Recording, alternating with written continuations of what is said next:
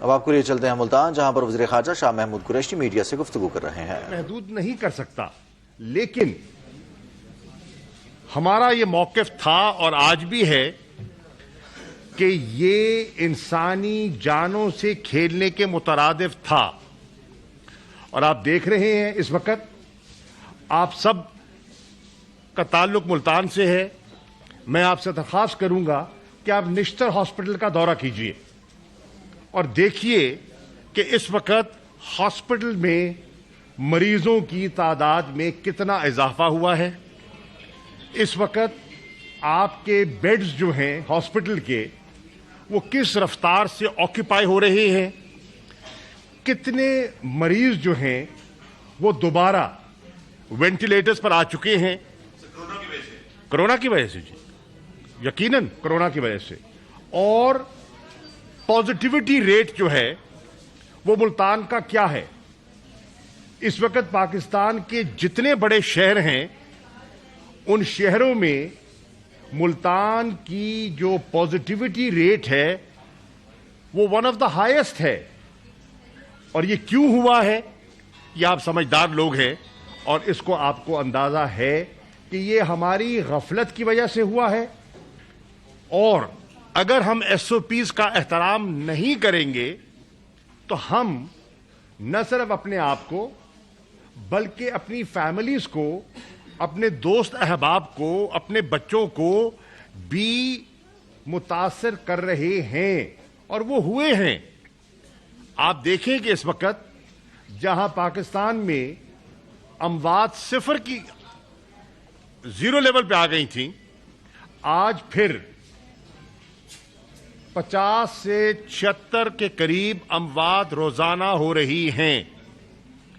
یہ کہہ دینا کہ یہ ایک مسئلہ نہیں ہے، یہ حقائق سے آنکھ چرانے کے مترادف ہے۔ پوری دنیا میں ایک سیکنڈ ویو آ چکی ہے اور پاکستان بھی اس سیکنڈ ویو کا شکار ہے۔ اندازوں کے مطابق جنوری میں یہ مزید بڑھ سکتی ہے وبا، اس کا جو ریٹ ہے پازیٹیوٹی کا مزید بڑھ سکتا ہے۔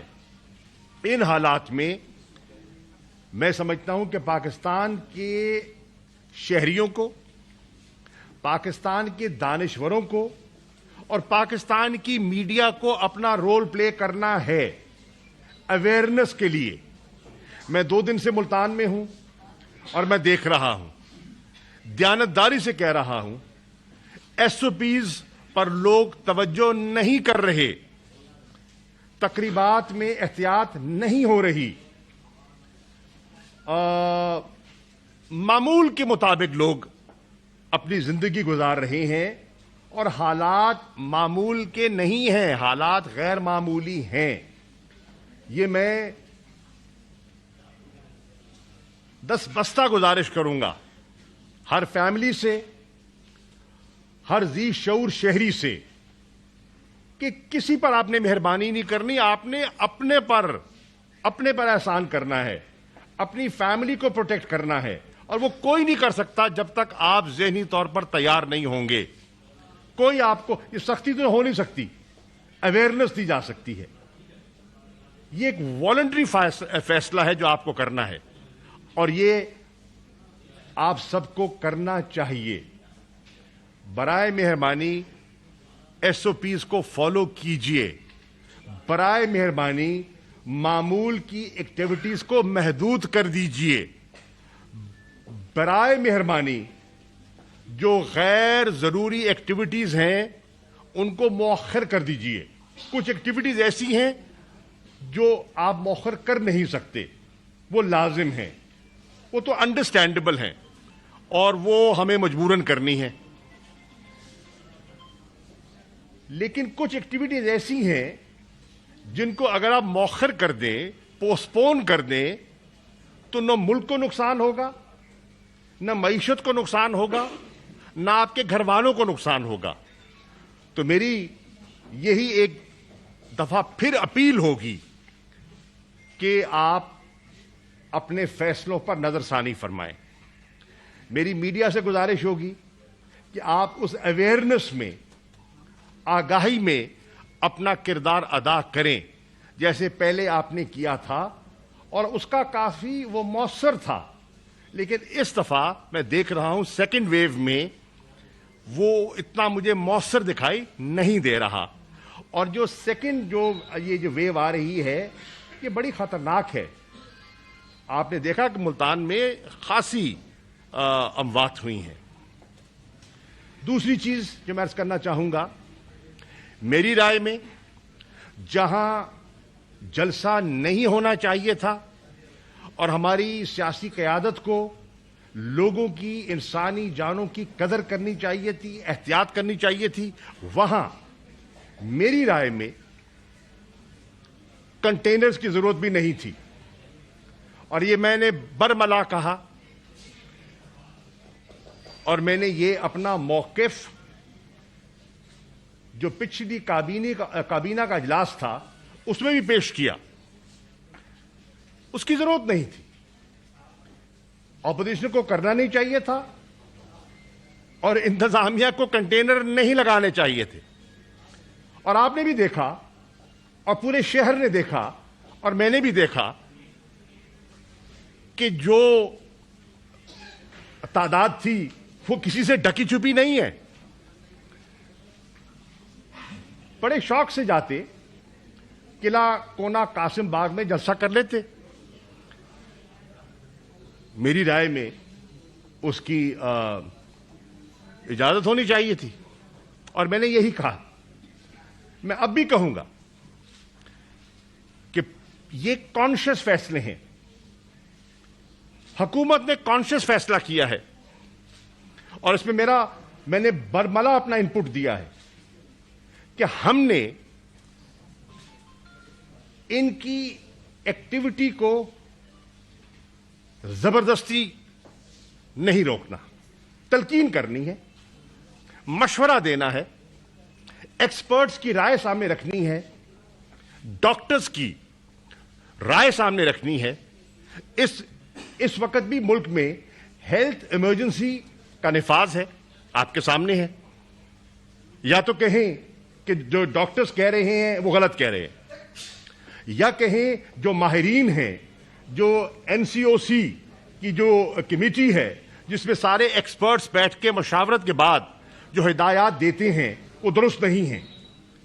سندھ میں جو آپ نے ایس او پیز نافذ کیے ہیں، جو سمارٹ لاک ڈاؤن آپ کر رہے ہیں، اس کی ضرورت نہیں ہے. اگر نہیں ہے تو پھر منطق سمجھ آتی ہے کہ آپ اس کو تسلیم نہیں کرتے.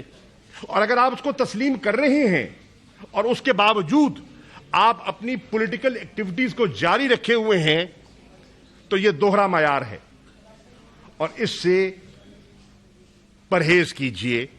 اس میں آپ کا بھی فائدہ ہے اور اس میں ملک کا بھی فائدہ ہے. یہ میری دوسری گزارش تھی اور ہے. انشاءاللہ سیاسی عمل ہوتا رہے گا، اور سیاسی انداز میں ہم نے آگے بڑھنا ہے. یہاں کچھ لوگوں نے ایک تاثر دینے کی کوشش کی کہ جناب مجھے محدود کیا گیا، مجھے پکڑوایا گیا، اس نے پکڑوایا، اس نے پکڑوایا. حقائق کبھی چھپتے نہیں ہیں، اصلیت سامنے آ جائے گی. اللہ جانتا ہے کس نے کیا رول ادا کیا اور کس کی کیا سوچ تھی اور کیا سوچ ہے. میری سوچ کبھی غیر سیاسی اور غیر جمہوری نہیں رہی، اور میں اطمینان سے کہہ سکتا ہوں اور اعتماد سے کہہ سکتا ہوں، اور کوئی اگر ہے وہ سامنے آ کے بتائے کہ میں نے کسی کی پکڑ دھکڑ میں یا کسی کی تضحیک میں کسی کو اشارہ کیا ہو. یہ میری سوچ نہیں ہے، اور یہ ملتان کی روایت بھی نہیں ہے، یہ ہماری روایت بھی نہیں ہے، یہ ہماری وزاداری کے برعکس ہے. بہرنو میں یہ بھی سمجھتا ہوں کہ لوگوں کی سیاسی ضروریات ہوتی ہیں، اور سیاسی ضروریات کو سامنے رکھتے ہوئے بیان بازی کرتے رہتے ہیں. کوئی بات نہیں، بہرنو حقائق حقائق رہیں گے اور سچ سچ رہے گا. شکریہ. One at a time. ایک بھائی ایک ایک کر کے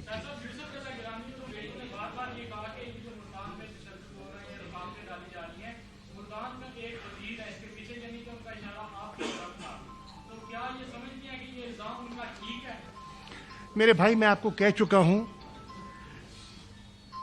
اگر وہ الزام لگانا چاہتے ہیں تو میں روک نہیں سکتا، لیکن یہ لغو بات ہے، یہ حقائق پر مبنی بات نہیں ہے، اور اگر وہ ثابت کر سکتے ہیں تو ثابت کریں۔